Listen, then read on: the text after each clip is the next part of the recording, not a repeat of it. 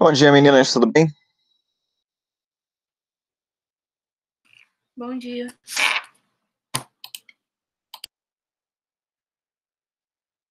Muito bem. Confirma para mim, por favor, se paramos aí em tecido conjuntivo.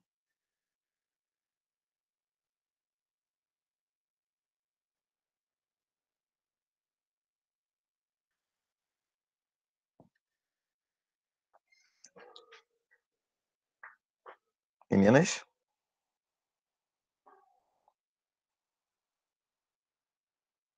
Oi, que eu não tô com o material aberto. Vou abrir aqui pra ver, mas acho que foi sim. Beleza. Peraí. A gente parou em hemácias do tecido conjuntivo.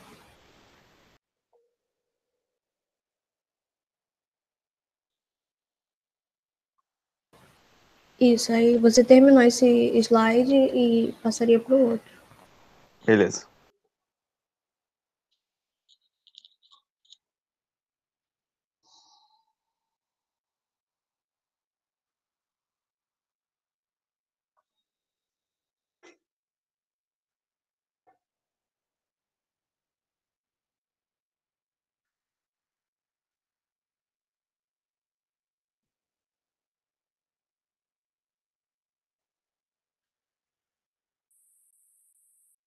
Muito bem.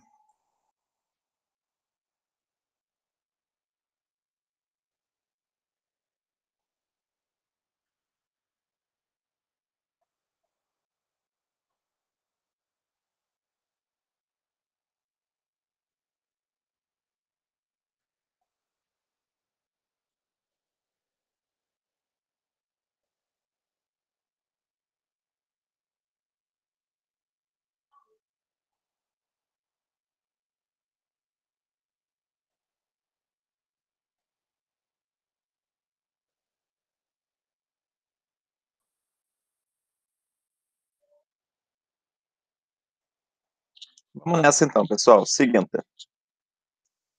vamos continuar tecido conjuntivo. A gente já tinha falado sobre um pedaço, né, do tecido reticular, que é o tecido que forma o sangue. Falamos sobre hemácias, né? Falamos sobre o próprio sangue. Então falta agora a gente falar um pouco sobre leucócitos, que são os glóbulos brancos, né, aqueles que atuam contribuindo no nosso sistema de defesa, de imunidade, beleza? E a gente classifica essas células de duas formas, né?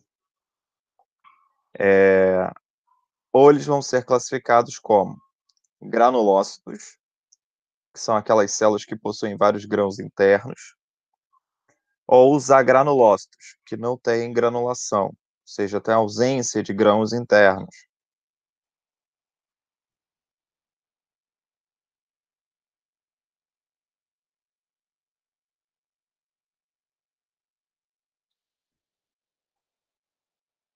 Aqui a gente tem uma tabela para mostrar exatamente quem são os granulócitos e quem são os agranulócitos. Então a gente tem, passei aqui, os neutrófilos, que têm uma ação fagocitária para micro-organismos, principalmente para bactérias e vírus. Ok? Então, essa primeira célula aqui. O segundo é o basófilo. O basófilo, ele é análogo ao mastócito. Ambas as células produzem histamina e heparina. Sendo que a histamina e a heparina, elas causam processo inflamatório no nosso corpo. Eu não sei se vocês sabem, mas a inflamação, ela é um conjunto de 5 sintomas no nosso corpo. Que sintomas são esses? São o aumento de temperatura local,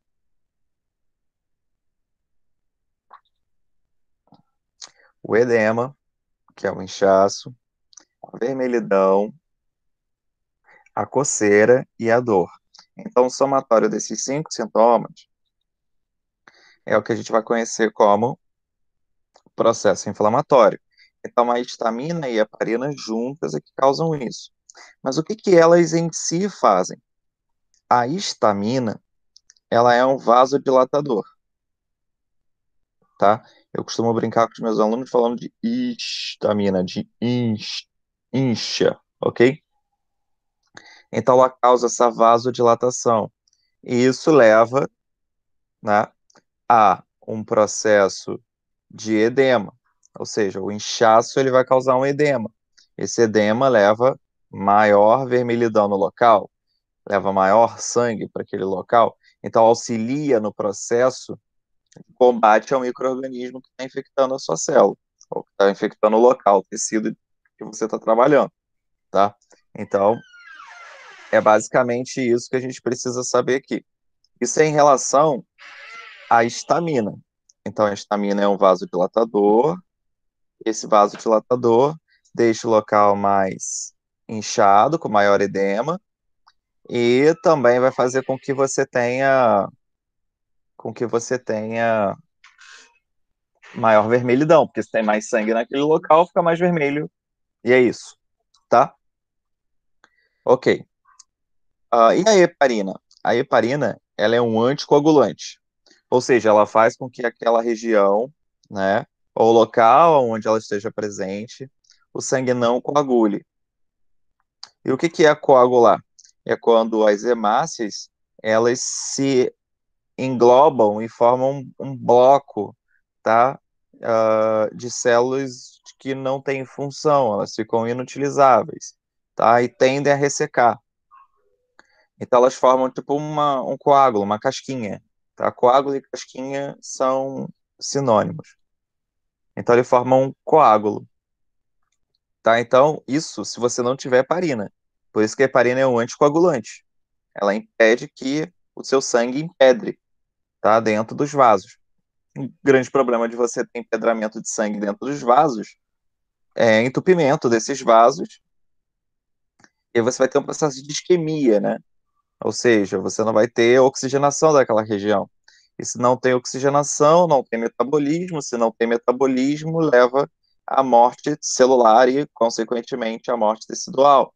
Então, se você tem uma região do teu corpo que não está sendo irrigada com sangue, ela vai tender a entrar no processo necrótico. Ou seja, o tecido vai começar a morrer, né? Você vai começar a ter um início de uma inflamação, vai ficar avermelhado.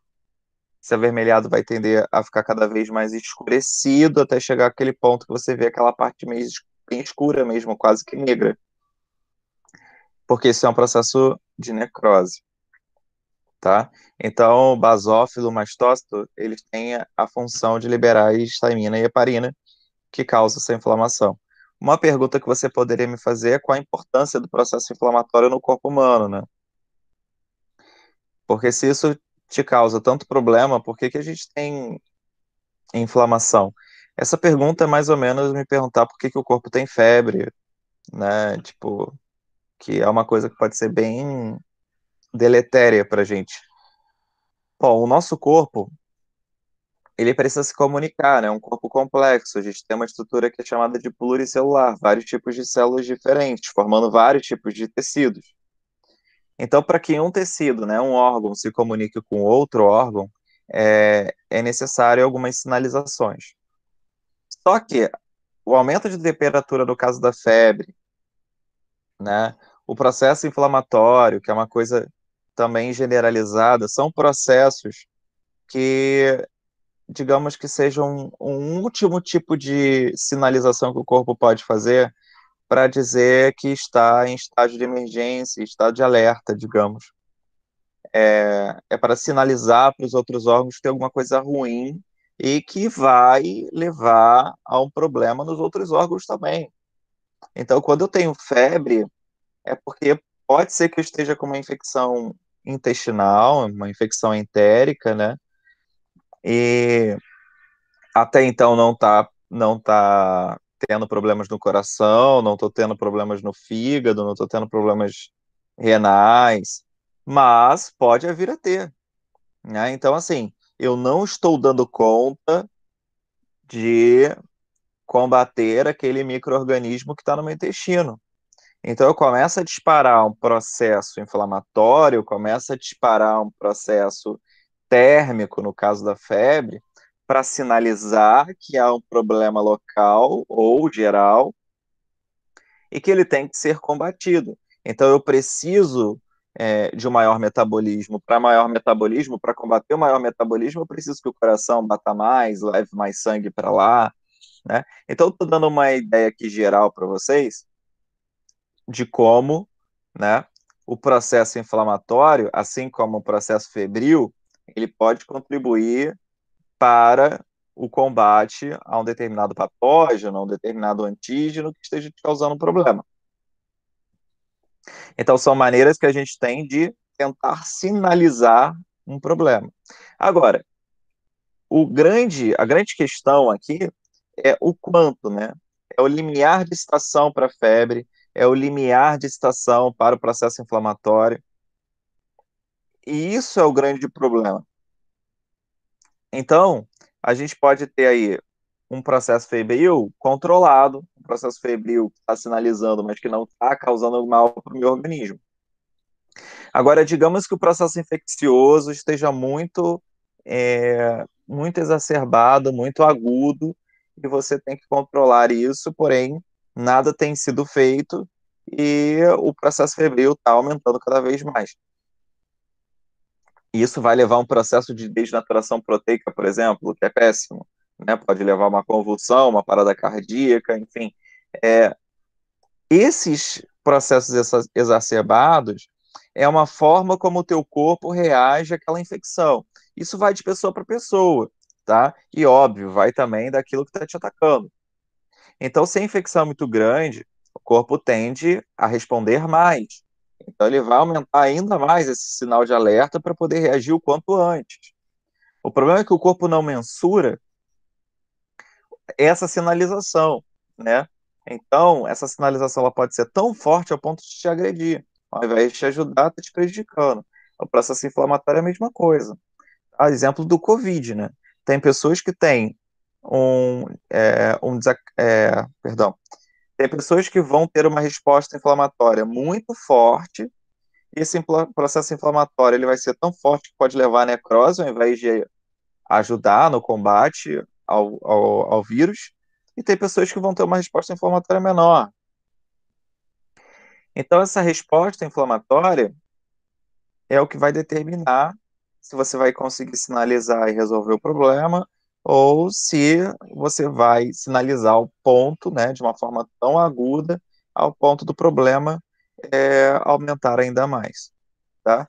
Agora, saber basófilo, saber mastócito, saber de heparina, histamina, e o que isso tem a ver com o processo inflamatório, para se prestar provas para medicina, é fundamental, tá? Quando você faz um hemograma completo, você tem essas taxas de basófilo, neutrófilo, eosinófilo, todas destacadas. Então, isso inclusive é uma maneira de você entender o seu próprio exame de sangue, tá? Isso tipo é usado para a vida, ok? Então, entender as taxas de granulócitos é fundamental para todo mundo, tá? O pessoal que vai fazer medicina nem se fala, mas eu acho que todo mundo deveria saber isso aqui, né? Porque a gente tem o costume de pegar lá o exame de sangue, o hemograma completo, principalmente a pessoa que é leiga, e, e não entender o que representa cada uma dessas taxas. Você pode até entender os valores, né? Então, tu pega um exame de sangue, pega lá neutrófilo, taxas, as suas taxas, e as padrões, né? Os valores padrões. E aí, não, tá dentro do padrão, não tem problema com isso. Agora, se está acima do valor normal, se está abaixo do valor normal, o que representa isso? Então, entender para que significa essas células leucocitosas é importante para que você entenda, então, o que reflete isso para um médico ao ler um hemograma completo, que é o básico que você faz quando está com problema e chega numa emergência da vida, né? Então, a gente já falou de neutrófilos, basófilos e eu já incluí mastócitos. Falta falar dos eosinófilos. Os eosinófilos também são granulócitos, repara que essa célula tem essas granulações, né? E ela libera mediadores químicos que vão fazer o inverso do basófilo ou do mastócito. Ele vai inibir o processo inflamatório, tá? Ao invés de aumentar, né, o processo inflamatório. Só que, para você entender o porquê que ele faz isso, é interessante que você saiba a segunda função, que ele é um vermífugo, tá? Ele tem uma ação vermífuga, tá? Não que ele seja um vermífugo. Vermífugo é o nome que eu dou para o remédio que é contra verme, que atua contra o verme. Na verdade, ele atua como um vermífugo, né? Então, ele tem uma ação contra vermes, tá? Só que você tem que pensar assim, aonde os vermes são encontrados? Qual é o local preferencial de um verme no organismo humano? É claro para vocês que os vermes ficam no nosso tecido entérico, ou seja, tecido intestinal, porque é lá que eles encontram um ambiente perfeito para conseguir o alimento, ou seja, a comida já digerida, porque o alimento passa por todo o trato gastrointestinal. Quando chega no intestino, você tem ali o finalzinho da digestão. Então você tem a glicose pura, tratada já, não precisa gastar energia, é só absorver. Então a maior parte dos vermes que a gente encontra vão estar aderidos ao tecido entérico. Ok. O que eu poderia fazer? Eu, organismo, tá? Eu, tecido entérico, disparar um processo inflamatório. Eu tô com um verme lá, eu disparo o processo inflamatório, recruto minhas células de defesa, os linfócitos e tudo mais, e ataco o verme. O problema é que quando você causa o processo inflamatório, lembra dos 5 sintomas, né? Vermelhidão, edema, coceira e dor, aumento da temperatura local.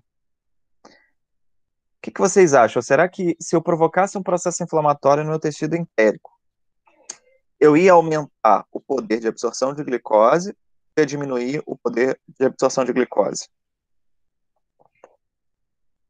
Eu ia diminuir o poder de absorção de glicose. Então pensa, eu tô com verme, né? Vou causar um processo inflamatório e aí eu vou deixar de absorver tanto a comida. Se eu deixo de absorver tanto a comida, o meu sangue tem menos glicose, então tem menor glicemia, então eu estoco menos reserva energética, eu tenho menos combustível, né, para o meu próprio metabolismo, então meu metabolismo ele vai diminuir. Se o meu metabolismo diminui, significa que eu não vou conseguir combater tanto aquele micro-organismo. Então, assim, eu não tenho energia nem para mim e nem para combater o verme. Então, nesse caso, não é interessante você causar um processo inflamatório. Porque se você causar o processo inflamatório, você não tem energia para combater o verme. Então, o que o eosinófilo faz? Ele ataca o verme, impedindo o verme de causar um processo inflamatório no tecido entérico. Então, é por isso que o eosinófilo ele reduz o processo inflamatório e não aumenta o processo inflamatório. Porque o próprio verme, eu falei próprio, quase errado, o próprio verme já vai causar o processo inflamatório normalmente, porque ele é um corpo estranho naquele tecido. Então, o eosinófilo ele vai ali para tentar controlar um pouco esse processo inflamatório que está sendo gerado. Ok? Por isso que tem muita gente que convive com verme a vida toda, né? Então o cara pega um verme, se ele não trata esse verme, ele pode passar a vida toda com esse verme. Aí tu vê lá a criança que tá comendo mais do que o normal, tá com a barriguinha, com o abdômen estufado, né? Tem problemas digestivos comumente, mas segue vida, né? Por que isso? Porque tá rolando já ali meio que uma... Óbvio, você tem um parasitismo, mas é um parasitismo controlado, né? Porque o verme, o parasita, ele não quer matar o hospedeiro, ele não quer matar o cara que tá oferecendo alimento para ele. Ele quer conviver com o cara, né? Basta o cara comer mais. Se o cara come mais, mantenha o metabolismo do verme, mantém o metabolismo do hospedeiro, é isso. Agora, é óbvio, existem vermes e vermes, né? Existem alguns eumintos, né? A gente chama verme de euminto. Existem alguns eumintos que têm uma taxa de proliferação muito grande. E aí, se você tem eumintíase em crianças, por exemplo, e com uma taxa de crescimento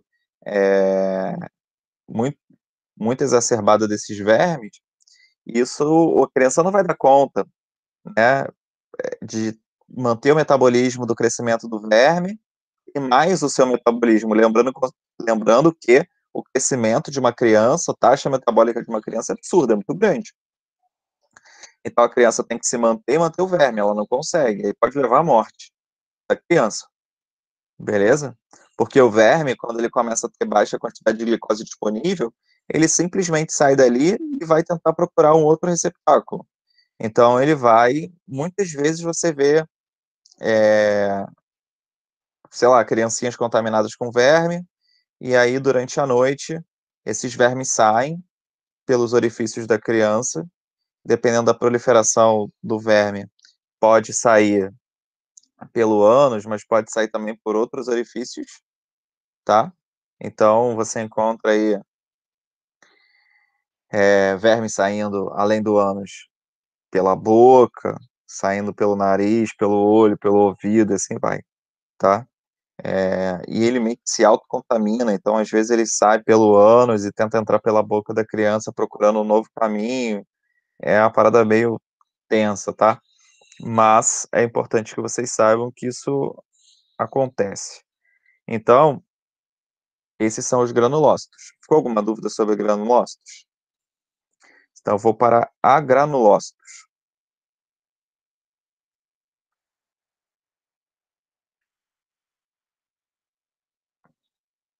Bom, nos agranulócitos, eu vou começar pelo de baixo, que é mais fácil, tá?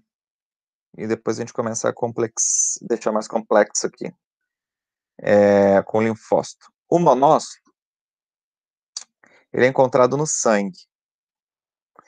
Qual a ação do monócito? Ele é uma célula fagocitária, então ele lembra um pouco a ação do neutrófilo, tá?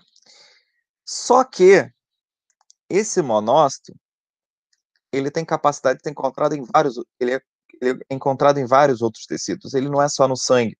Então ele está no sangue, mas quando ele chega no tecido e precisa neutralizar o micro-organismo, ele sai do sangue e vai para o tecido, para o outro tecido, tá? Digamos que ele saia para o tecido conjuntivo. Ele vai sair fazendo um processo que a gente chama de diapedese. O que é isso? Diapedese é um processo aonde você vai deformar as células dos vasos sanguíneos para o monócito passar por ali. Essa deformação, ela é uma coisa perfeita. Ela é como se eu estivesse passando o monócito entre as frestas, né, das células que formam o tecido sanguíneo. Então não causa lesão, não causa hemorragia, né, não tem extravasamento de líquido nem de sangue. Ok? Então, a gente vai chamar isso de diapedese. Então, essa célula é especializada em fazer diapedese. Ou seja, ela consegue sair do tecido sanguíneo para o tecido conjuntivo de boa, sem causar nenhum tipo de deformação no tecido ou extravasamento deles. Quando ele termina o processo de diapedrese, a gente não chama mais ele por monócito. Então, o monócito é o número dessas células fagocitárias no sangue. Quando você estiver trabalhando essas células fagocitárias no tecido conjuntivo, a gente vai chamar de macrófago. Ok? Então, isso é uma coisa interessante, porque cada tecido que você for analisar, o monócito vai ter uma nomenclatura diferenciada.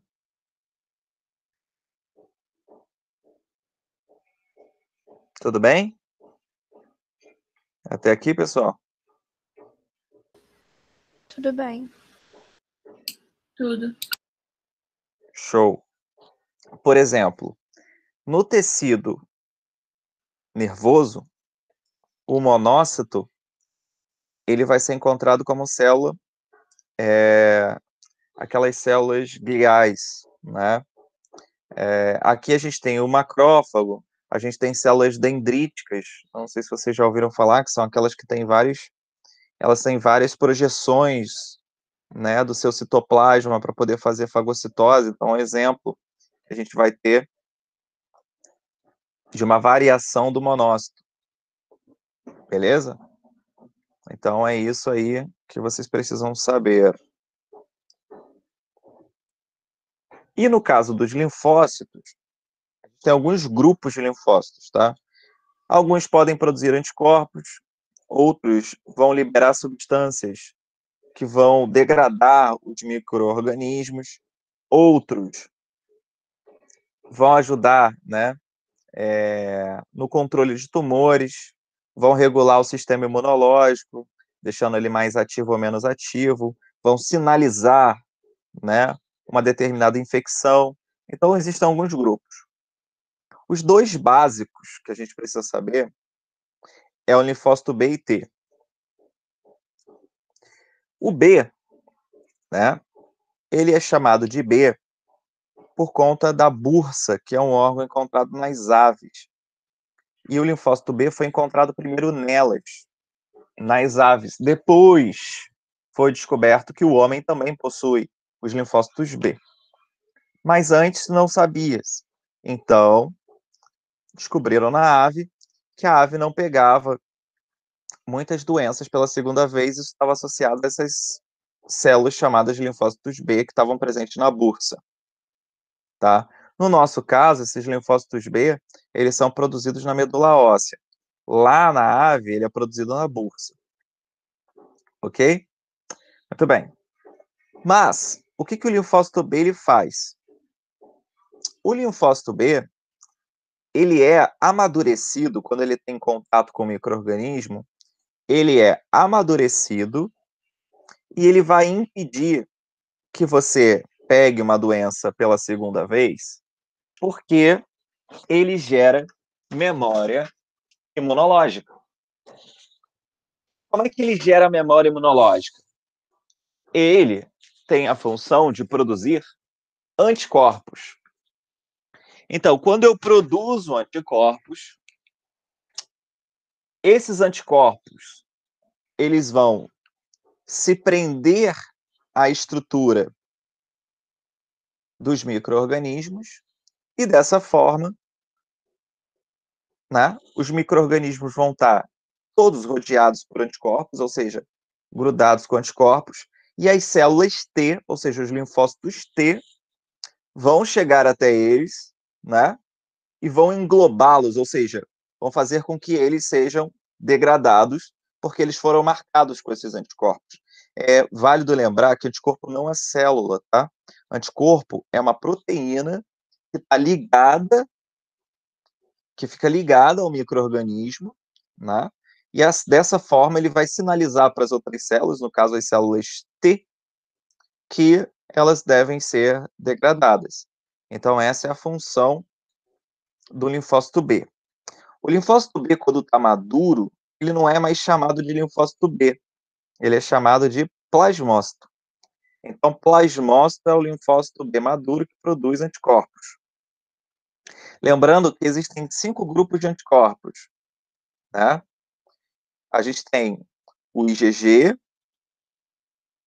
o IgM, o IgD, o IgA e o IgE. São 5 classes, tá? Eu costumo brincar falando que a nossa imunidade é Gandhi, ou seja, G, A, M, D e E. São os 5 grupos de anticorpos que existem, que a gente chama anticorpo de imunoglobulina, né?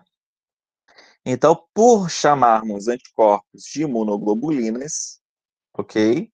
Porque são proteínas da imunidade, então a gente abrevia isso para IG. Então, eu tenho IgG, IgM, IgA, IgD e IgE. E cada uma delas vai ter uma função. Então, voltemos. Cara, isso é muito cara da UERJ cobrar na sua prova, pode ser específico ou não, enfim. Mas é muito cara dela vir cobrando sobre esse teste sorológico para COVID de IgM e IgG. Que são os principais, né, que a gente produz. O IgG, ele é muito produzido depois que você teve a doença e se recuperou dela, né? São anticorpos, imunoglobulinas de memória.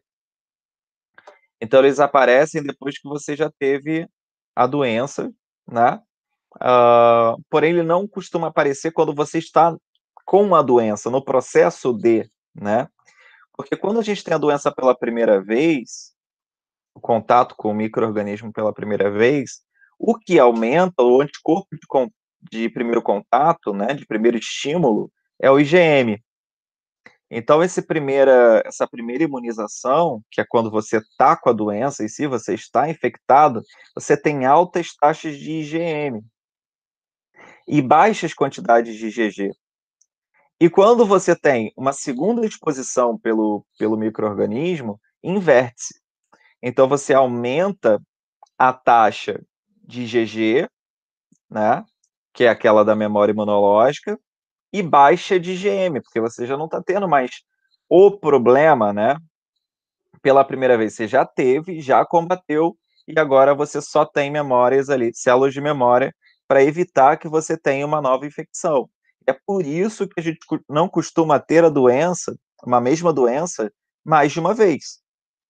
Porque você pega a doença pela primeira vez, aumenta o IgG, vai lá em cima, o IgM, né? O IgG fica baixo porque ele demora para ser produzido. Quando você combate a doença, o IgG começa a ser produzido em larga escala e o IgM baixa porque você já conseguiu controlar aquela infecção. E aí, caso você venha a pegar essa doença de novo, o IgG vai estar lá no alto e o IgM vai estar baixa. E é assim que funciona a vacina, né?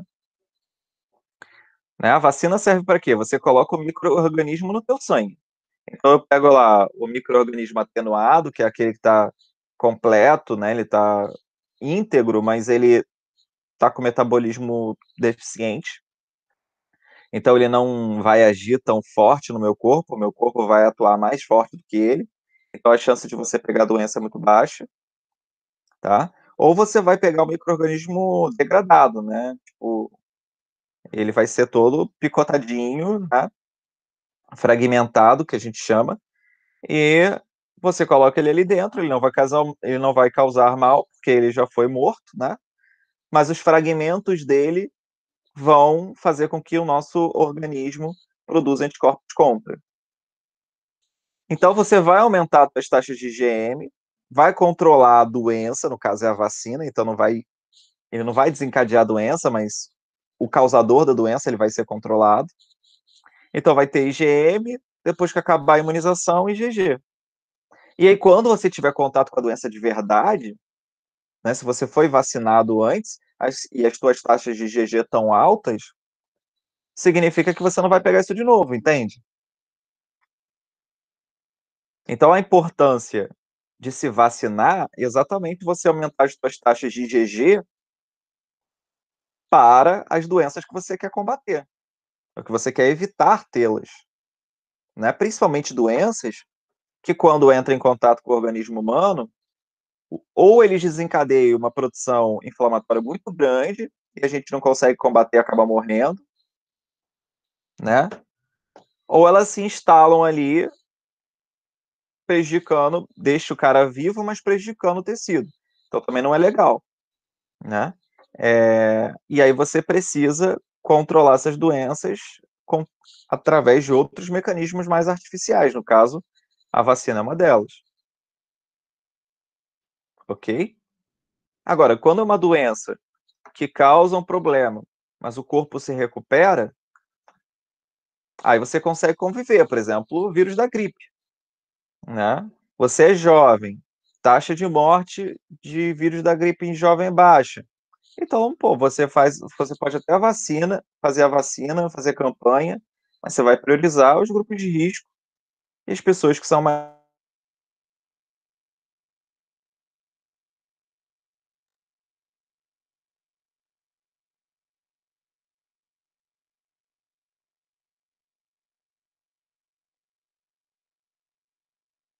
Ô, Rômulo, seu microfone tá desligado.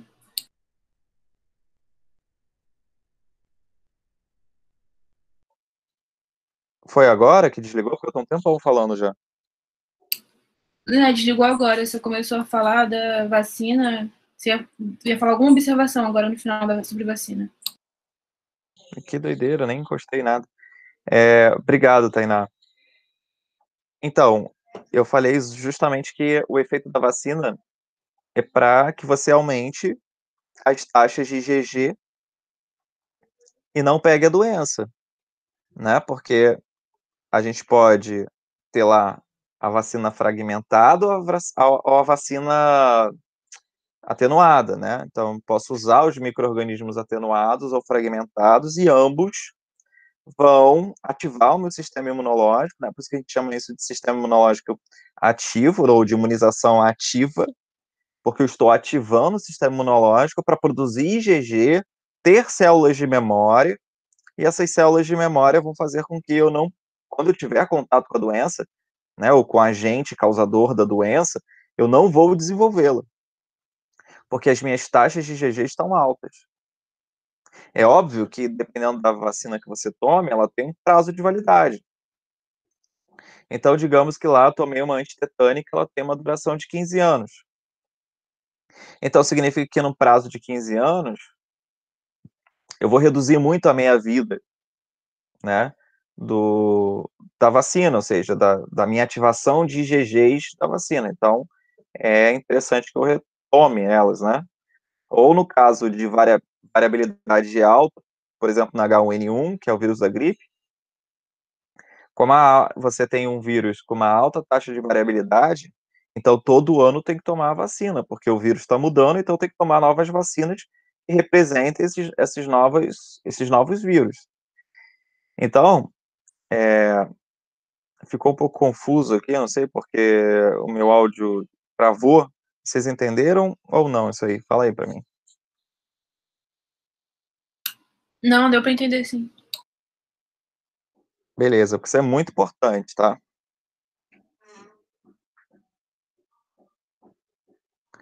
Bom, então, eu falei do linfócito B. Faltou falar do linfócito T. O linfócito T, existem dois grupos básicos. O linfócito T4 e T8, que a gente também chama de TCD4 positivo e TCD8 positivo. O T4 é chamado de T-helper, né? Na tradução seria auxiliador, ajudador. O que ele faz? Ele reconhece as células infectadas e sinaliza isso para outras, para amplificar, né, a sinalização e o reconhecimento de uma infecção. Então, isso que a T-helper costuma fazer. A T8 é chamada de T-killer, porque ela libera, né, substâncias que vão degradar a membrana plasmática da célula infectante. Então, a gente tem esses dois grupos. Bom, como eu disse para vocês, a gente tem 2 tipos de resposta: a resposta imunológica primária e a resposta imunológica secundária. A primária é quando você teve contato pela primeira vez com o antígeno, ou seja, as proteínas ou as partes de um micro-organismo que está atacando o seu corpo. E isso vai aumentar muito as taxas de IgM, né? E muito pouco as taxas de IgG, que é da memória imunológica. Na resposta imunitária secundária, a gente tem o inverso. Então, é quando eu tenho contato com o antígeno pela segunda vez e eu tenho altíssimas taxas de IgG e baixas de IgM. Existe um gráfico, isso já caiu em prova de vestibular N vezes, mostrando isso. Então, a resposta imunológica primária ela é lenta e baixa. A resposta imunológica secundária ela é rápida, ok? E alta. E os valores de IgG e IgM? IgM é maior que IgG na resposta imunológica primária. E na resposta secundária é o inverso. As taxas de IgG são maiores que as da IgM. Eu ainda queria abrir uma observação que a IgG ela é a única imunoglobulina que é passada via placentária para as crianças. Então, a imunidade que a criança tem é oriunda de todas as IgGs que a mãe dela teve ao longo da vida. Então, a criança sobrevive, ela não é total estéril, né? Porque ela recebe a memória imunológica da mãe. Então, se a mãe é imunizada para uma porrada de coisa, a criança tende a ser também naquele momento. Depois que ela nasce, ela vai ter que produzir suas próprias IgGs. E é por isso que a criança é extremamente vulnerável, né? Porque ela perdeu, né, o contato, a ligação com o ser vivo que passava tudo de graça, né, em relação à imunidade para ela. Então, depois do momento que houve o parto e fez o desvínculo de mãe e filho, agora essa criança tem que começar a ativar o seu próprio sistema imunológico. E é por isso que a criança pega tudo com muita facilidade, porque ela tem muito baixo IgG para tudo, tá? E ela tem que começar a produzir as coisas conforme ela for tendo contato.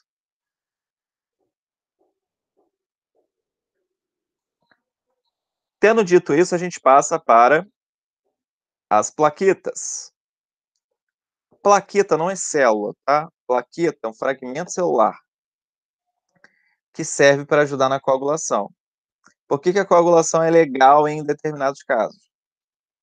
Porque se você tiver um ferimento, quem vai entupir aquilo ali para impedir a hemorragia é a plaqueta, né? Então, para evitar hemorragias, as plaquetas são ótimas, tá? Muito bem. Existem 2 quadros anormais de plaquetas, tá? Primeira coisa, antes de falar de quadros que não são normais, eu acho que é melhor eu falar o que é normal, né? A gente precisa de valores, né, para cada 100 ml de sangue, de mais ou menos de 150, tá, a 450 unidades de medida de plaquetas por 100 ml de sangue. Então, essa é a taxa normal, tá? 150 em adultos, tá? Em criança varia. Então, eu tenho de 150 a 450, taxa normal. O padrão, tá? O que a gente estabelece como normalidade, seria em torno de 250, mas isso varia por alguns fatores. Daqui a pouquinho eu vou falar desses fatores para vocês. Os quadros que estão à exceção disso, dessa normalidade, que vai de 150 a 450, é a trombocitopenia, quando você tiver valores inferiores a esses 150. E a trombocitose, quando você tiver valores acima dos 450. Ok? Vamos lá. Deixa eu entender, então, aqui as duas coisas. A trombocitose, talvez você não conheça com esse nome, e nem como plaquetose, que seria um outro nome dado a ela. Mas você já deve ter ouvido falar o nome trombose. Trombose é quando eu tenho muita plaqueta, as plaquetas ajudam a coagulação do sangue, formam coágulos internos, e isso vai levar a entupimento, pode levar a isquemia. Isso é perigoso, porque pode soltar esse coágulo da perna, geralmente acontece nas extremidades, pode soltar e parar no coração, entupir o coração, e aí infarto fulminante. Então, trombose seria isso. A trombocitopenia, meu professor brincava comigo, eu lembro disso até hoje. Ele falava que trombocitopenia é quando você tem peninha das pessoas. E aí, quando você tem peninha das pessoas, é porque tem pouco, né? Então, a trombocitopenia ou plaquetopenia, pensa que penia é quando você tem pouco. Ose é quando você tem muito. Ok? Então, a trombocitopenia é quando eu tenho poucas plaquetas. E a diminuição de plaquetas no sangue dificulta a coagulação. Então, se uma pessoa tiver um corte, se a pessoa tiver, sei lá, uma lesão interna, ele vai ter uma hemorragia e não vai parar. Então, né, hemorragia já é isso, na verdade, né? Perda de sangue que não para. Então, a trombocitopenia é isso. O que a gente tem aqui no Rio de Janeiro, ou seja, um lugar muito próximo da gente, e que tem uma questão do meio, né, que leva a um quadro de trombocitopenia. É a dengue, tá? Então, tem a relação do Aedes aegypti causando a dengue, né? E a dengue, ela é uma doença que atua diretamente na quantidade de plaquetas do sangue. Então, quando uma pessoa está com suspeita de dengue, basta você ver o número de plaquetas que essa pessoa tem. Se estiver abaixo dos 150, é porque tem algum problema, tá? Na verdade, eu digo os 150, mas isso varia, tá? Eu tive dengue, cara, existem 4 grupos de dengue, sendo que uma é chamada de hemorrágica, porque ela diminui tanto as suas taxas plaquetárias que você simplesmente alterar a pressão arterial pode levar ao rompimento de um vaso e você ficar sangrando. Você não consegue recuperar o extravasamento desse sangue, tá? E, assim, esses extravasamentos de sangue a gente tem todo dia, muito comum, tá? Se você cai, você esbarra em alguma coisa e fica uma mancha vermelha na tua pele, é porque estourou algum vasinho interno.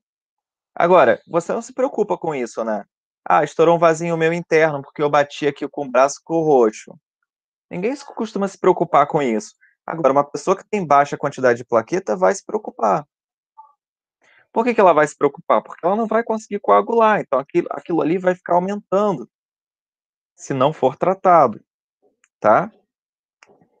Então, galera, eu tô falando dos 4 tipos de dengue porque eu tive a infelicidade de pegar 3 tipos de dengue diferentes. Eu tenho quase ter certeza que eu peguei nesse negócio na UERJ. Tinha muito mosquito lá. E aí, conclusão. A primeira vez que eu peguei esse treco, a minha taxa de normalidade de plaquetas era de 250 mil plaquetas por 100 ml de sangue. E eu lembro que ela caiu para 180, fiquei com fraqueza muscular, não lembro se havia febre, mas tinha fraqueza, dor nas articulações, essas coisas. Moleza. E eu passei isso aí, sei lá, uns 5 ou 7 dias com esse treco, tá? Aí você tem que ficar no soro fisiológico, ok. Não tem muito o que fazer. Fica no soro, fica no hospital o dia inteiro, depois volta para casa. Isso foi a primeira vez. A segunda vez que eu tive, já até sabia o que era. Só que a minha taxa de normalidade de plaquetas nunca mais foi a mesma. Então não era mais 250, era 180. A segunda vez foi para 150, se eu não me engano, 150 ou um pouco menos. A terceira chegou a 80. E parece que abaixo de 80 ou de 70 já é classificada como hemorrágica, aí você tem que ficar internado. Não foi o meu caso, tá? Mas é interessante que vocês saibam disso, porque, por exemplo, de lá para cá, a minha taxa de normalidade de plaqueta é de 150 mil. Então, isso varia, tá? E antigamente, em papo de 10 anos atrás, era de 250 mil. Então, vive-se normal com 150. Abaixo não é legal, tá? Então, é isso que eu precisava saber. Falar, né? Então, trombocitopenia relacionar com dengue, porque é uma coisa muito comum, né, no Rio de Janeiro, quiçá Brasil, mas é comum em ambientes tropicais, principalmente que tem o Aedes aegypti, e está relacionado com a trombocitopenia. E a trombocitose correlacionar com a trombose, que também é um caso clínico bem comum e importante para que vocês saibam aí relacionar com trombocitose, saber que é um caso da trombocitose, a trombose. O Romo, Diga. a trombocitopenia também tem a ver com diabetes? É porque eles têm baixo processo de cicatrização, né? Tem a ver com isso? A sua pergunta é ótima, mas a resposta é não. Não tem a ver com isso. A questão não é a quantidade de plaquetas no indivíduo diabético. Se você está trabalhando com um indivíduo que tem diabetes, ele, principalmente aqueles que têm diabetes mellitus, são as pessoas que têm uma alta glicemia, esse excesso de açúcar no sangue deixa o sangue meloso, deixa o sangue com maior dificuldade de ser transportado, tá? E isso faz com que a agregação placentária, plaquetária no caso, né, ela tenha uma maior dificuldade de agir. Então as plaquetas no sangue que é líquido, ela consegue se agregar com as outras e fazer o processo de coagulação que eu vou ensinar agora para vocês aqui facilmente. Quando o sangue ele é meloso, é um sangue viscoso, você tem maior dificuldade de transporte nesse sangue e de aglomeração nesse sangue. Então, isso é o que vai fazer com que essas pessoas, no caso da diabetes, não consigam ter o processo de coagulação igual ao nosso, igual das pessoas que não têm a diabetes, no caso, ok? Então, a quantidade de plaquetas dele é normal, só que ele não consegue fixar meio que isso? É isso aí. E vamos só mais uma coisa, é porque eu fui esquecendo de perguntar, mas eu confundo basófilo com mastócito, porque os dois liberam histamina e heparina, né? Sim, a diferença entre ambos é só na sua origem, tá? Então, mastócito, perdão, o mastócito, ele não tem a mesma origem que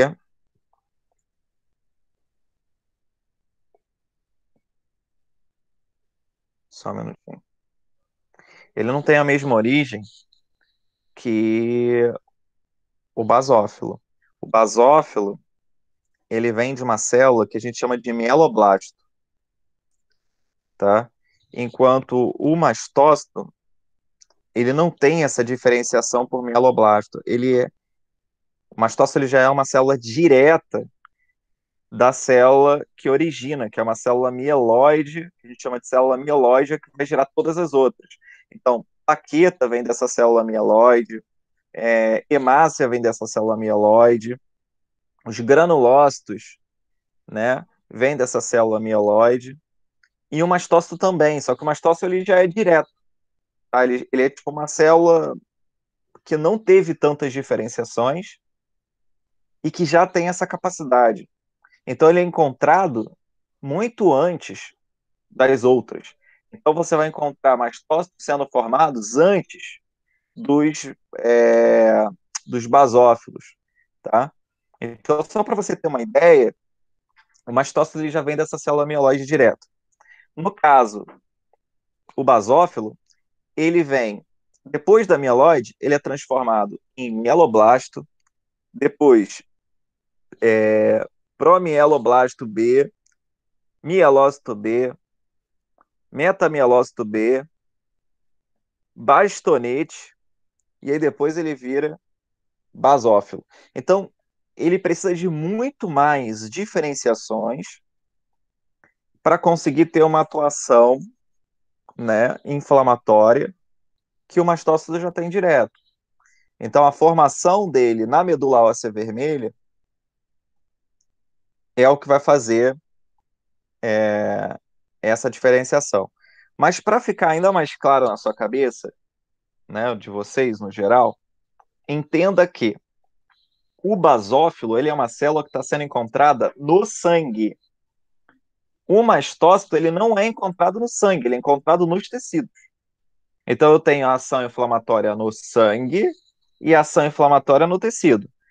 Quando é no sangue, basófilo, quando é no tecido, mastócito. Acho que assim fica mais claro. Foi? Tá, agora ficou. Aí eu não preciso saber, não, de onde que vem os dois, né? Tipo, você falou um monte de nome que eu não decorei nenhum. Então, não é, eu tô te dando um exemplo para você entender a formação deles. Que uma foi direto da medula óssea, foi direto do tecido, que é o mastócito, e no caso do basófilo, quando ele sai da medula óssea para ir para o sangue, ele não sai direto na forma de basófilo. Ele tem vários intermediários nessa formação. Entendeu? É isso que eu quis dizer. Então a produção dele é muito mais demorada. É isso, só isso. Não precisa saber quais são os intermediários, não. Ah, tá. Achava que precisava saber. Tá bom. Não, Obrigada. não precisa. Nada. Muito bem. Vamos voltar aqui. Processo de coagulação sanguínea, que a gente chama de cascata de coagulação. Como é que se dá isso? Bom, lesionei o tecido, tá? Quando você lesiona o tecido, existe uma agregação plaquetária, as plaquetas se aglomeram. Foi aquilo que eu falei que no diabético é mais difícil de acontecer, porque o sangue, ele tende a ser mais viscoso. No caso de uma pessoa que tem diabetes mellitus, que é aquela que aumenta a glicemia, deixa o sangue com maior quantidade de açúcar, né? Você sabe que açúcar é carboidrato, e carboidrato gera essa viscosidade maior. Bom, quando lesionado, as plaquetas se aglomeram e ajudam aqui na liberação de uma proteína, né, no caso uma enzima chamada de tromboplastina. A tromboplastina, ela é uma enzima que vai ativar outra enzima, né, que é chamada de protrombina. Então, durante a ativação da protrombina em trombina, né, a tromboplastina vai ajudar nesse processo com dois cofatores. O primeiro cofator é o cálcio, que vai estar no plasma sanguíneo, né, o cálcio plasmático, e o segundo é a vitamina K, que é necessária para o fígado produzir a protrombina. Então, a protrombina, ela é uma enzima hepática, ativada pela tromboplastina, que é liberada pelo tecido lesionado associado às plaquetas aglomeradas. Então, isso faz com que a protrombina do plasma sanguíneo se torne trombina. A trombina ativa também funciona como uma enzima para ativar uma outra enzima que está inativada, que é o fibrinogênio. Esse termo gênio, sufixo gênio, ele já reflete enzima inativa, tá? Então, quando você escutar algum tipo de enzima que você estiver estudando aí e tiver o sufixo gênio, significa enzima inativa. Então, o fibrinogênio, ele vai ser ativado pela trombina em fibrina. A fibrina é uma rede de proteínas, tá? Que são circulares e alongadas, que forma uma rede, tá? Dessas fibras. Essa rede de fibras, ela lembra a gaze, sabe? Gaze de ferimento, de limpar ferimento. É exatamente isso, só que um tamanho microscópico, tá? Essa rede de fibrina é o que vai formar o coágulo. O coágulo é a casquinha, né? Então, imagina essa rede com uma gaze, e aí tem os buraquinhos. E o sangue passa pelos buraquinhos. Quando ele passa pelo buraquinho, o buraquinho vai diminuir, né, a vazão de extravasamento de sangue. E quando ele diminui isso, ela aumenta a superfície de contato do sangue com o oxigênio que está aqui fora, beleza? Esse oxigênio, ele vai oxidar o sangue. E essa oxidação faz com que o sangue resseque. E aí você tem a formação da casquinha. Essa casquinha é formada tanto para fora da lesão quanto para dentro da lesão. Então, se eu cortei a pele, forma-se casquinha para fora e para dentro. Por isso que você não pode retirar essa casquinha durante o processo de cicatrização. Porque quando você tira, você está arrancando a casquinha de fora, ou seja, o coágulo externo e interno. E aí volta a sangrar de novo. Então, eu tenho que esperar os leucócitos internos, né, por exemplo, os monócitos da vida, tirarem, fazerem a fagocitose da casquinha que está para o lado de dentro. Nisso, o tecido epitelial reveste, e aí a casquinha que está para fora, ela já está iminente de rompimento. Então, é aquele momento que você pode puxar a casquinha sem que sangre, porque, na verdade, os leucócitos internos já fizeram a fagocitose, e o tecido epitelial já fez o revestimento, então a casquinha de fora já, já está desconexa do que estava formado internamente. Beleza? Então é isso que a gente precisa saber aqui. Isso Ô, daqui, Rômulo, pode falar. em relação a essa parte da coagulação sanguínea, vocês tinham comentado aí sobre diabetes, e eu não lembro se, tipo, se foi eu que me confundi ou se alguém realmente me disse isso, porque nessa parte das plaquetas aglomeradas é porque o sangue vem descendo. E uma pessoa que tem diabetes vem com sangue com muito açúcar, as bactérias presentes na mão começam a comer esse tecido em volta, porque sentem o cheiro do açúcar. E é por isso que nunca cicatriza, tipo, não tinha um negócio desse? Isso também é uma explicação dada, Milena, para poder impedir a formação do coágulo. Mas digamos que você fizesse o uso tópico de uma pomada bactericida na região que você tem a lesão, tá? E se o problema é esse, e eu uso uma pomada tópica na região da lesão, eu não vou ter proliferação de bactérias naquela região, então eu poderia ter a coagulação normal. E o que se percebe é que não é assim. Então, o que você está falando não está errado, tá? Isso vai ser uma coisa que vai estar aumentando a dificuldade do processo de coagulação, mas ela não é a origem. Tá? A origem, ela está no sangue com alta glicemia. E isso dificulta a agregação plaquetária, etc, etc, etc. Além disso, você tem essa questão aí das bactérias que vão estar atuando ali, impedindo a formação do coágulo ou pouco coágulo que é formado. É basicamente isso, tá? Eu dei a resposta da origem, você está me dando uma outra resposta que influencia também. Ficou claro? Ficou sim, entendi. Obrigada. Nada. Bom, então a gente falou aqui sobre a cascata de coagulação. Alguém ficou com alguma dúvida sobre cascata de coagulação? Quando vocês entrarem para a medicina, vocês vão ver que isso tem 5 páginas de um livro, tá? Lá da parte de bioquímica. Aqui a gente está vendo o resumo, tá? Mas é isso aqui que é cobrado. Então, por exemplo, quando vocês forem estudar hemofilia, pessoas hemofílicas, né, que são pessoas que têm problemas no na cascata de coagulação sanguínea, aí vocês vão ver, o cara não tem o gene para o fator 14, o cara não tem o gene para o fator 13. Existem vários fatores em cada seta dessas aí que vocês estão vendo. Existem vários fatores que dependem de genes para isso acontecer. Mas não é o caso para a gente ver a nível de ensino médio, que é o que é cobrado para o vestibular. Beleza? E se cair, eles vão falar, o cara, por exemplo, em genética, é possível que caia. Então, eu vou falar lá da hemofilia, eu vou falar que isso é um problema do gene tal, que atua no fator tal da cascata de coagulação. Ele vai te dar essa informação, e ele vai perguntar para você qual foi a mutação, ele te dá um trecho de DNA, vai perguntar qual foi a modificação no trecho de DNA, que tipo de mutação foi essa. Aí é possível ser cobrado, mas não te cobrar em si qual é o fator, aonde esse fator está, isso jamais, tá?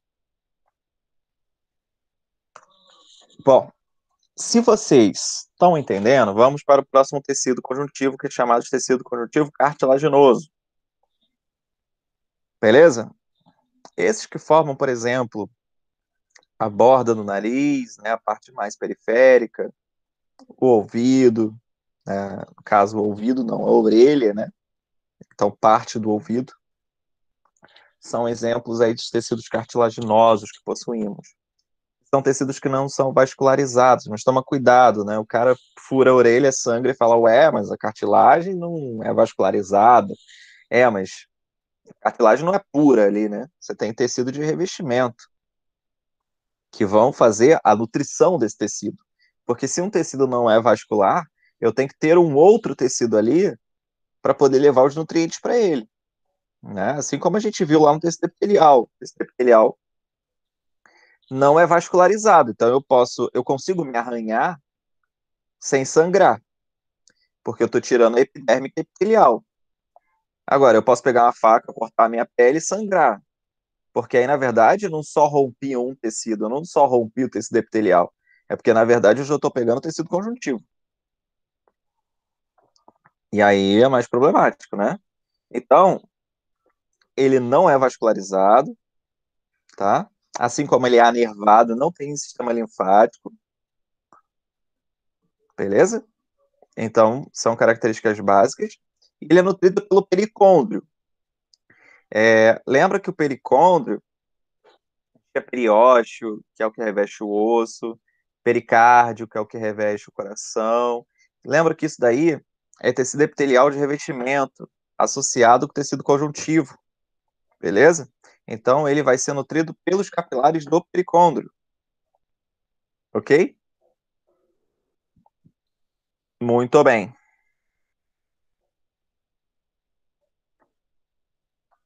Existem dois tipos de célula no tecido conjuntivo: os condroblastos e os condrócitos. Lembrando que o sufixo blasto é de células jovens. Condro é o radical de cartilagem. Então, condroblastos são as células jovens da cartilagem. Se são jovens, têm alta atividade metabólica, né? São ricas em fibras colágenas e reticulares, ou seja, fibras que vão formar ali adesão, né, a essa cartilagem e que vão formar, então, a substância fundamental da cartilagem, ou seja, as substâncias que compõem essa cartilagem permitem nutrição, oxigenação das células que a compõem. Enquanto o condrócito, cito é célula adulta, né? Ou seja, tem menor atividade metabólica se comparada com a jovem, tá? E elas ficam aonde? Elas ficam nas lacunas da matriz cartilaginosa. Lembrando que matriz é o que forma o molde, tá? Então ela fica nas lacunas do molde da cartilagem, tá? E servem para quê? Para fazer reposição, né, de substâncias ou proteínas que compõem essas células.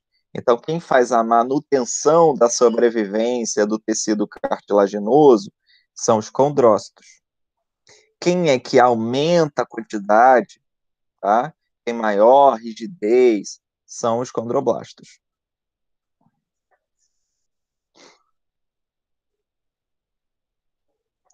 E dessa forma, a gente consegue gerar 3 tipos de cartilagens diferentes: a cartilagem hialina, a cartilagem elástica e a cartilagem fibrosa. A hialina é a que mais tem no nosso corpo, tá? E elas possuem fibras de colágeno bem delicadas, bem pequenininhas e sutis. A gente vai encontrar isso, por exemplo, no primeiro esqueleto do embrião, que é aquele esqueleto que vai precisar sofrer um processo de pressão muito grande durante o parto normal, né? Então, é um esqueleto que precisa sofrer essa pressão muito alta. Então, eu não posso colocar muito colágeno, porque senão o ossinho da criança, que é pequeno, vai ficar muito duro e muito fácil de ser quebrado. Então, a cartilagem hialina é aquela cartilagem que vai permitir que o feto tenha ossos, mas ossos muito cartilaginosos, né? Ossos com muita resistência à pressão, tá? A gente encontra isso ainda, né? Ali na região que vai fazer diferença entre diáfise e epífise. Eu não sei se vocês lembram o que é isso. Os ossos longos, que é tipo o osso do fêmur, né? Aquele que tem as cabeças grossas e o meio mais fino. Então a gente tem as epífises, são as cabeças, a diáfise, que é o meio, e a região que conecta um ao outro é formada por cartilagem, que é justamente a região por onde a gente cresce. O nosso crescimento é justamente através da cartilagem. A gente vai ver já, mas existem dois tipos de ossificação, né? A intramembranosa e a endocondral. A endocondral é a partir de cartilagem. Então, os nossos ossos, eles tendem a ser mais cartilaginosos no início. Conforme a gente vai ficando velho, a gente vai crescendo, aumentando os ossos a partir desse molde, dessa matriz cartilaginosa, né? Então, essa matriz, ela tende a ser de cartilagem hialina, ok? Que é um tipo, né, de cartilagem que a gente possui. Beleza? Nos adultos, a gente ainda pode encontrar na traqueia, as fossas nasais, brônquios, extremidades das costelas, e articulações dos ossos longos. Ou seja, entre um osso e outro, dos ossos longos, você também vai encontrar esse tipo de cartilagem. Então, isso é um tipo. O outro, a elástica. Se a cartilagem é elástica, não pode ter muito colágeno, né? Porque o colágeno enrijece. Então, você tem quase que nada de fibras colágenas na cartilagem elástica. A gente vai encontrar muito isso, pavilhão auditivo, seja na orelha ali, né? No conduto auditivo externo, ou seja, na parte externa do ouvido, trompas de Eustáquio, epiglote e cartilagem da laringe. Tá? Então, são regiões aí que a gente vai encontrar as fibras elásticas. E o próximo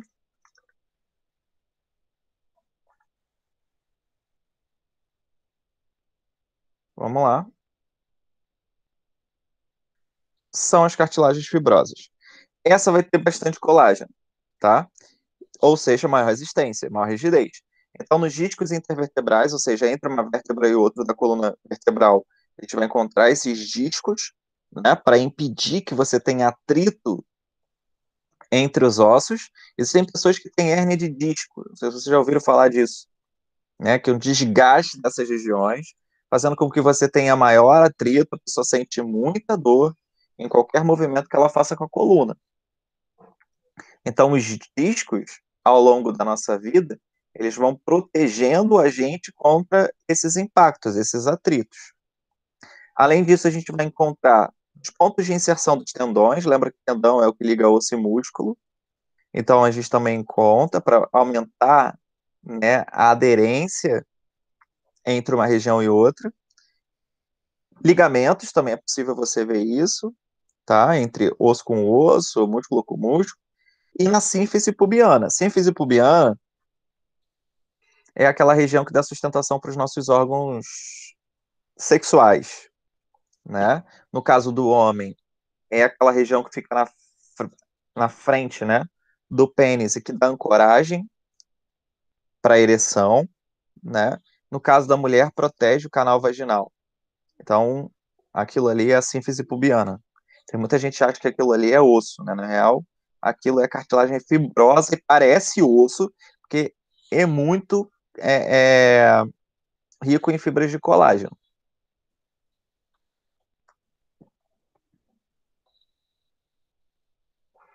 Dúvidas ou posso continuar? Só uma pergunta, Romulo. Essa cartilagem hialina é produzida em qual fase embrionária?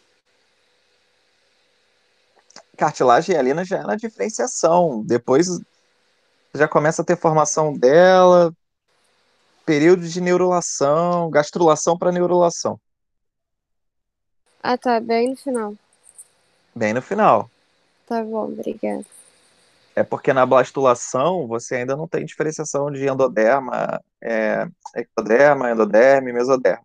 Você só vai começar a ter início de tecidos desse tipo durante a gastrulação, quando você tem a formação dos folhetos embrionários. Até então não tem como ter. Tá bom.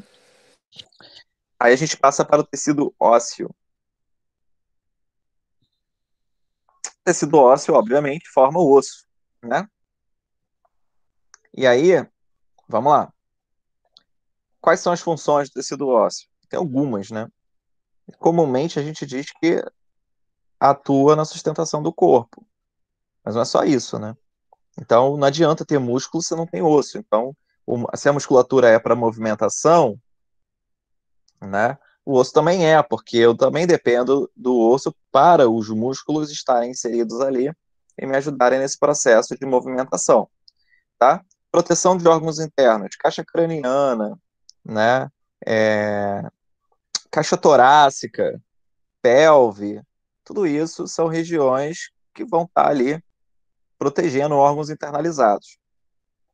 Armazenamento de minerais e íons, a gente tem magnésio, né? Tem o próprio cálcio, são sais minerais que são estocados pelo armazenamento nos ossos, né? A gente tem ali.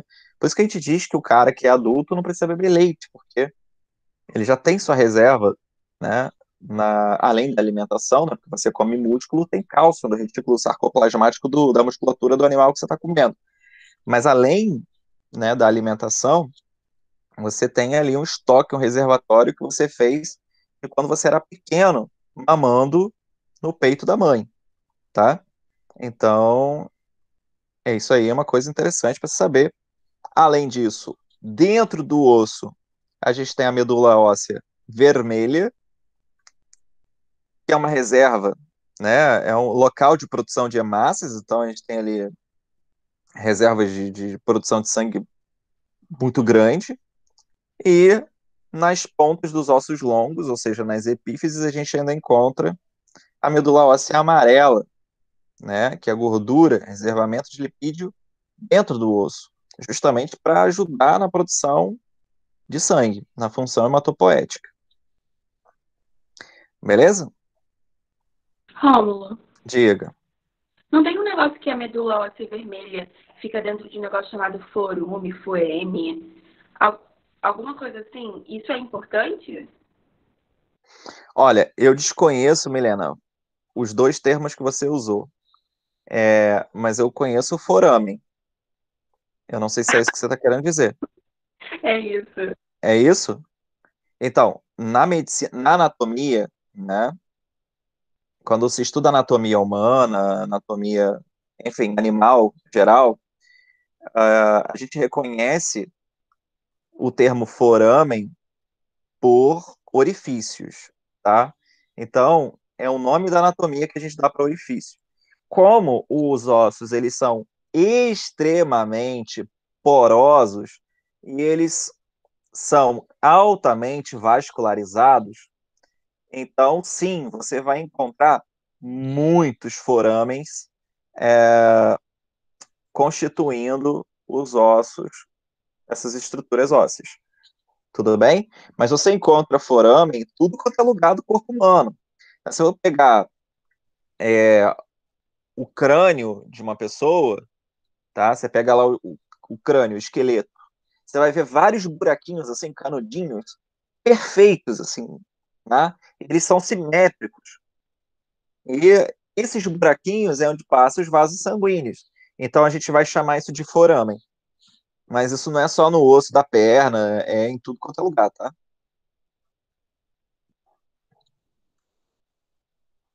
Ah, tá, entendi. Beleza. Foramen é muito bonitinho. Você vai adorar estudar foramen em anatomia. Com certeza. É porque o local é como se fosse um túnel. Você acha que aquilo ali foi feito, que aquilo ali tipo, nasceu desse jeito. E na real, não. Você tem uma vascularização e o osso ele foi sendo formado ao redor. Então fica o buraquinho para passar o vaso sanguíneo perfeitamente ali dentro. É muito legal. Bom, Existem forames grandes e existem forames minúsculos, tá? Bom, mas deixando isso um pouco de lado, a gente precisa entender o seguinte, que no caso do osso, a gente tem dois tipos de revestimento, um revestimento interno e externo. O revestimento interno do osso é chamado de endócio, e o que é para fora, o periférico, a gente chama de endócio, tá? E o molde desse osso, né, o que a gente chama de matriz óssea, ele é formado 50% em adultos por material inorgânico, ou seja, cálcio, magnésio, fósforo, como eu já tinha falado, né? Fósforo não fósforo puro, né? No formato de fosfato. E 50% em material orgânico, que é colágeno. Não adianta tu ter uma porrada de cálcio se você não tem colágeno, porque o colágeno é a cola natural do corpo humano. Então, quem vai colar o cálcio que você tem é o colágeno. Então, você tem uma pessoa com osteomalácia. Osteomalácia é a pessoa que tem os ossos enfraquecidos, moles. Provavelmente o problema é de colágeno. Então, não adianta você pegar e falar para esse paciente que ele tem que tomar cálcio pra caramba. Ah, ó, bebe bastante leite aí, ó. Porque o problema dele não é a reserva de cálcio, não é a parte inorgânica, é o material orgânico. Então, você vai ter que receitar ela colágeno. Beleza? Então ela pode estar com a quantidade de cálcio interna, né, no sangue normal, porém a quantidade de colágeno não está sendo produzida do jeito ideal. A gente tem que levar em consideração que quanto mais velho a gente fica, menos colágeno a gente consegue manter no corpo. Beleza? Então a produção de colágeno ela diminui muito. E aí, maiores chances de ter problemas ósseos. Problemas ósseos. Né? Tipo osteoporose, osteomalácia, assim por diante. Ok? Osteoporose, então, tem muito a ver com a questão da baixa quantidade de hormônios sexuais na mulher.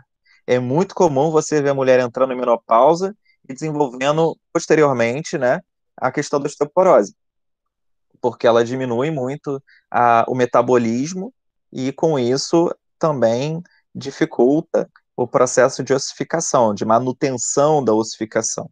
E aí tende a ter essa formação de poros internos nos ossos, porque descalcifica muito mais do que calcifica, tá? E quem faz esse processo de calcificação são os osteoblastos, né? Que são as células jovens do osso, altamente ativas, né? Tem um metabolismo muito alto e tem a capacidade de mineralizar o osso. Ela pega o cálcio do sangue e joga para o osso. Ok? Quem faz isso é o hormônio que vocês vão ver no sistema endócrino. Quem vai ajudar, né, a ativar os osteoblastos é a calcitonina. Você já caiu na UERJ, por exemplo, já caiu também na Souza, no Unigran. Fala sobre essa questão da ação da calcitonina no osteoblasto. No caso do osteoclasto, é o inverso, né? É quando eu tenho que desmineralizar os ossos. Então, são células velhas, né? Clasto é o sufixo de célula velha. Então, ele vai descalcificar, ele vai tirar do osso e jogar para o sangue. E isso não é uma coisa ruim, tá?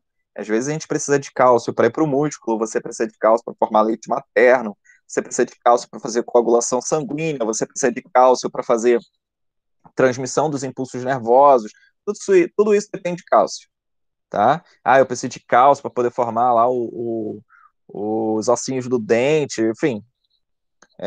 São exemplos que eu estou dando aí que o cálcio está tendo processo, né, sendo mediado, e aí o osteoclasto vai ajudar. Então, o osteoclasto não tem só a ver com a pessoa que é velha. É óbvio, quanto mais velho eu sou, menos osteoblasto eu tenho, mais osteoclasto eu tenho. Mas todo mundo tem que ter os dois, tá? E o osteócito é o que faz a mediação, uma célula adulta que faz a manutenção entre o que é jovem e o que é velho. Então, se está aumentando demais, ele vai lá e compensa. Se está diminuindo demais, ele vai lá e compensa. Então, é assim que eles vão funcionar. Ah, faltou uma coisa. Quem ajuda no processo osteoclástico, né, que é o tirar cálcio do osso para jogar para o sangue, é o paratormônio. A gente vai ver isso também lá na aula de endócrino, tá? Bom, esse é um slide que está está falando exatamente o que eu falei até agora, tá? Então, vejam com calma depois, mas tudo que foi dito, 5 minutos de áudio aí, é relacionado com esses 3 tópicos, só que eu falei já no slide anterior. Aqui a gente tem uma imagem para mostrar como é que é a formação dos ossos, ele parece com um tronco de árvore, né? Porque se você olhar, você tem lá o canal de Haver central, que é um canal alta vascularização, né? É a parte da medula, e você vai vendo que o osso, a calcificação, ela vai sendo feita em blocos ao redor, né? E aí o osso vai ficando mais grosso, com essa maior calcificação, beleza? Então, isso daqui é interessante você ver, dá uma ideia ali de tronco de árvore, né? Um crescimento de espessura ao longo da vida do indivíduo, por maior calcificação que ele vai tendo. Logo, o osso vai ficando mais rígido e vai dando maior poder de sustentação para o indivíduo, tá? Agora, repare que dentro dele, né, essa meiuca lá no canal de Harvard, a gente tem aqui, lá no meio do osso, canal de Harvard é só tipo um pedaço, tá? Isso aqui não é o osso todo. Isso é como se fosse um pedacinho do osso, um círculo do osso. O osso tem vários círculos, beleza? E aí lá na meiuca, que é a medula óssea, né, você vê uma parte esponjosa, né, uma parte porosa. E essa parte porosa é justamente a medula óssea vermelha, tá? A gente tem vários canalículos aqui, né? Seriam análogos aos forames que a gente falou, que é onde passam os vasos sanguíneos, né? Então, a vascularização, ela não é só dentro da medula óssea, não é na parte porosa, ela é por todo o osso, né? Então, os canais de Havers conectam a medula com o córtex. O córtex seriam as regiões superficiais, as periféricas, né? Ou seja, a parte que você tem mais osso, mais cálcio. E assim ele é todo poroso, né? Repara aqui que ele tem vários poros. Esses poros é justamente a vascularização, né? Através desses sistemas aí de Havers e medula.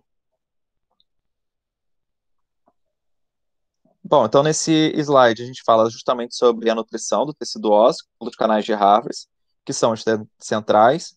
Esses que são transversais a gente chama de Volkmann. Então, é o pesquisador que achou isso, né? Que descobriu, chamado de perfurantes, tá? E as lacunas a gente vai chamar de osteoplásticas, né? Então, são lacunas que existem para fazer a nutrição do restante do osso, que não é nem o Harvard, nem o Volkmann. E aí, para fechar, a gente tem 2 tipos de ossificação, que eu já tinha comentado, né? Uma chamada de endocondral, que é a ossificação que acontece a partir da cartilagem hialina, né? Isso acontece lá na fase embrionária dos nossos ossos e acontece nos ossos longos, ou seja, aquelas que têm as cabeças grandes, que é a epífise e a diáfise no meio, né? Mais fina. Isso é osso longo. Toma cuidado que o osso longo não é osso grande, não. O fêmur é um osso longo e é grande. Mas as falanges dos dedos também são ossos longos, têm diáfise e epífise e são pequenos. Então toma cuidado para não confundir. A intramembranosa acontece no tecido conjuntivo embrionário, mas origina ossos chatos, ossos achatados, e não ossos nesse formatinho que a gente tem tipo de cachorro, né, que é o formatinho do fêmur, ok? Então são essas diferenças, tá? Então ossos que formam, por exemplo, a nossa bacia, que são ossos chatos, ossos da pelve, vêm de origem intramembranosa, então a partir de tecido conjuntivo embrionário e não de cartilagem, tá? Sendo que o endocondral, ele é muito maior, né? Ele representa aí 90% do nosso corpo. A intramembranosa tem bem menos, tá? São ossos maiores, costumam ser maiores no geral, apesar que o fêmur é imenso e é endocondral, vem de endocondral, mas os ossos intramembranosos tendem a ser grandes, porém não representa a totalidade ou a maior parte do corpo. E aí, quando você tem aqui a formação do osso, né, a ossificação, o início, né, isso aqui é um osso longo, a gente consegue ver aqui epífise e diáfise, e você vê que era tudo cartilagem, o que está em azul é cartilagem, o que está em amarelinho é osso. E ele vai ossificando e vai vascularizando, né, junto com essa ossificação. E aí repara que quanto mais velho você fica, menos azul eu tenho, ou seja, menos cartilagem, e mais osso eu tenho. E é por isso que quando você vai ficando bem velhinho, a movimentação ela vai ficando prejudicada. Porque quando tu é criança, tu é mole demais, ali tu tem um osso, mas ele é meio mole, ele acaba tendo maior resistência, no sentido de ele não quebra com tanta facilidade porque ele não tem muito osso, ele não é tão enrijecido e com pouquíssima cartilagem. A cartilagem é que vai permitir o crescimento do osso e a manutenção dele. Então, quando você tem só osso e não tem cartilagem, qualquer coisinha gera atrito, e aí inflama, e aí dá fratura, pode dar fratura, pode dar erosão. Então, quanto mais velho, pior vai ficando nesse sentido de movimentação, tá? Mas ele vai enrijecendo para causar, né, para melhorar o processo de resistência. E aí a gente entra em muscular e nervoso, porém, isso é capítulo para a próxima semana. Ficou alguma dúvida?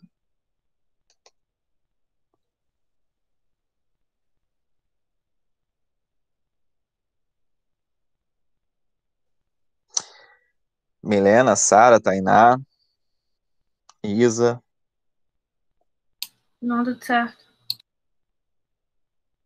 Tá tudo certo.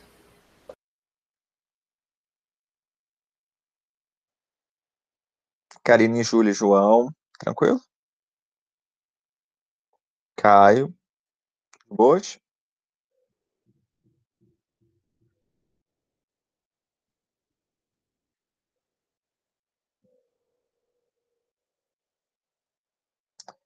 Ok, pessoal, então façam os exercícios, qualquer coisa eu vou estar aqui para dúvidas. Semana que vem a gente finaliza histologia animal, e se Deus quiser, seguimos então para a parte mais aguardada do ano, que é a fisiologia animal, estudar os sistemas. Isso na biologia 1, ok? Na quinta-feira, a gente se encontra então aí para dar sequência na parte de protozooses que está faltando, né? Terminar bacterioses, porque faltou as sexuais, e entrar em protozooses. Então, até quinta-feira, uma ótima semana para vocês, um beijinho, a gente se encontra lá, tá? Valeu, galera.